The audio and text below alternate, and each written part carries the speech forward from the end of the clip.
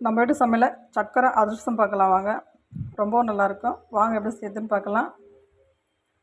ஓரளவு பச்சரிசி சேர்த்துக்கலாங்க. நான் அளவு வந்து இதில் தான் எடுத்துருக்கிறேன். ஓரளவு பச்சரிசி சேர்த்துக்கலாம். நல்லா 3 மணி நேரம் தண்ணி சேர்த்து ஊற வச்சுக்கலாங்க. அதுக்கப்புறம் 2, 3 தடவை நல்லா தண்ணி ஊற்றி அலசிட்டு ஒரு சுத்தமான துணியில் ஒரு 10 நிமிஷம் ஃபேன் காற்றுல ஆற போட்டுக்கலாங்க. மிக்சருக்கு மாற்றிக்கலாம். 2 ஏலக்காய் கொஞ்சமாக சுக்கு சேர்த்து அரைச்சிக்கலாங்க.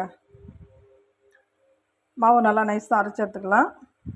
இதை நல்லா ஜெலிச்சு எடுத்துக்கலாங்க.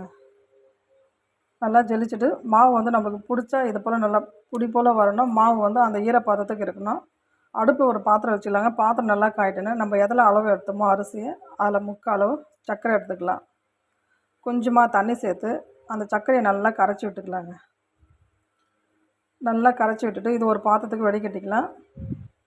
அதே பாத்திரம் அடுப்பில் வச்சு நம்ம வெடிக்கட்டி வச்சுக்கிற சர்க்கரை தண்ணியை அதில் சேர்த்துக்கலாங்க.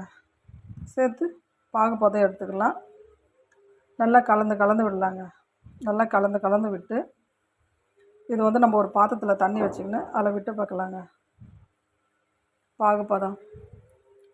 பாகுபதம் வந்து இது போல் வரணும். கரெக்டான பதத்துக்கு இருக்கணும். இது போல் இப்போ வந்து நம்ம அரைச்சி வச்சுக்கிற பச்சரிசி மாவால் சேர்த்துக்கலாம். சேர்த்து நல்லா கலந்து விட்டுக்கலாங்க. நல்லா எல்லாம் ஒன்றை போல் நல்லா கட்டிலாம் இல்லாமல் நல்லா கலந்து விட்டுக்கலாம்.